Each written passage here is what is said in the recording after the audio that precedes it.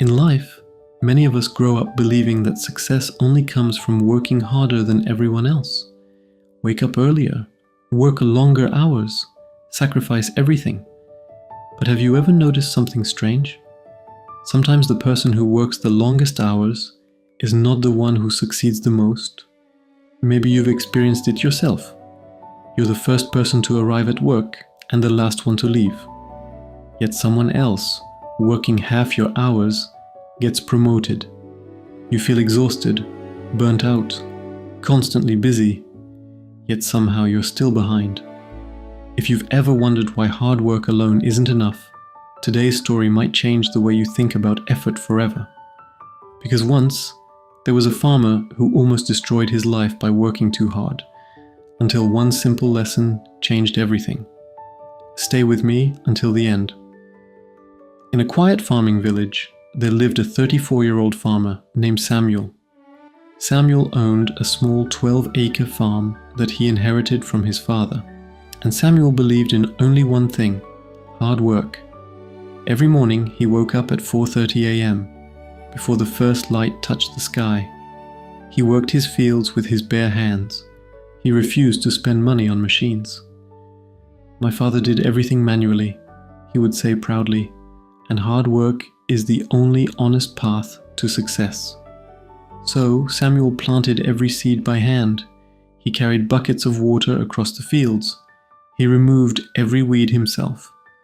From sunrise to sunset, Samuel worked non-stop. His hands were rough and cracked. His back hurt constantly, but he wore his exhaustion like a medal of honor.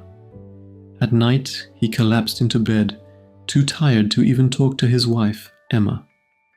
Emma often looked at him with concern. "Samuel," she would say gently, "you're pushing yourself too hard. There must be a smarter way." But Samuel would shake his head. "Success demands sacrifice," he would reply. "If I want more, I just need to work harder." The neighboring farmers often watched him. "That man works harder than anyone," they would say. If hard work alone made people successful, Samuel would already be rich. But reality told a different story. Despite working twice as many hours as everyone else, Samuel barely earned enough to survive. Each harvest season brought stress. Each year brought new debt. His crops were average. His yields were low, and worst of all, he had no life outside of work. Next to Samuel's farm lived another farmer named David. David had the same size farm, the same soil, the same weather, but David worked only 6 hours a day. He installed automated irrigation systems. He used modern tools. During harvest season, he hired temporary workers, and in the evenings, he spent time with his family or reading books. Yet somehow, David's farm produced almost twice the harvest Samuel's did. This fact haunted Samuel every night. Then one year, a severe drought struck the valley. Water became extremely limited. Every farmer had to find a way to keep crops alive. Samuel responded the only way he knew. He worked even harder. He woke up at 3:30 a.m. He walked to a distant well and carried water buckets back and forth across the farm, sometimes making 40 trips a day. His muscles screamed in pain, but he kept repeating one sentence in his mind: "Hard work never fails." Meanwhile, David made a simple adjustment. He changed his irrigation system to deliver water at night, when evaporation was lower. His crops received water efficiently, while he slept. After 2 weeks of this exhausting routine, Samuel collapsed in his field. He was carrying another bucket of water when his leg suddenly gave out. The bucket fell. Water spilled into the dry soil. Samuel dropped to his knees, struggling to breathe. Emma found him lying between rows of crops, too exhausted to even stand. At the clinic, the doctor spoke firmly. "Mr. Samuel, your body is severely dehydrated. You're exhausted and dangerously close to a heart attack. If you continue like this, you might not survive the season." That night, Samuel stared at the ceiling. For the first time in his life, He questioned something. Maybe the problem wasn't the drought. Maybe the problem wasn't bad luck. Maybe the problem was his entire belief system. I worked harder than everyone, he whispered. So why am I still failing?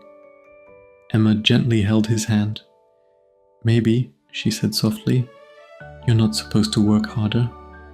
Maybe you're supposed to work smarter. 3 days later, Samuel did something his pride had stopped him from doing for years. He walked to David's house and knocked on the door.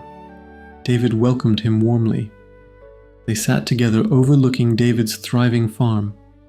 Samuel finally asked the question that had haunted him. How do you do it? I work twice your hours, but you produce twice my results. David smiled slightly. Come with me. Inside his tool shed, David picked up 2 axes. One was old and dull, the other was sharp. Imagine 2 woodcutters, David said. The first one swings his axe non-stop for 12 hours. He never rests. He believes effort alone will win. David handed Samuel the dull axe and pointed to a log. Samuel swung. The axe barely scratched the wood. He swung again and again. After several swings, he was already tired. Then David picked up the sharp axe. 1 swing, a deep cut, 3 more swings. The log split in half. The second woodcutter works only 10 hours, David said, but every hour he stops to sharpen his axe. The first woodcutter laughs at him. You're wasting time sharpening. But at the end of the day, the second woodcutter cuts twice as many trees.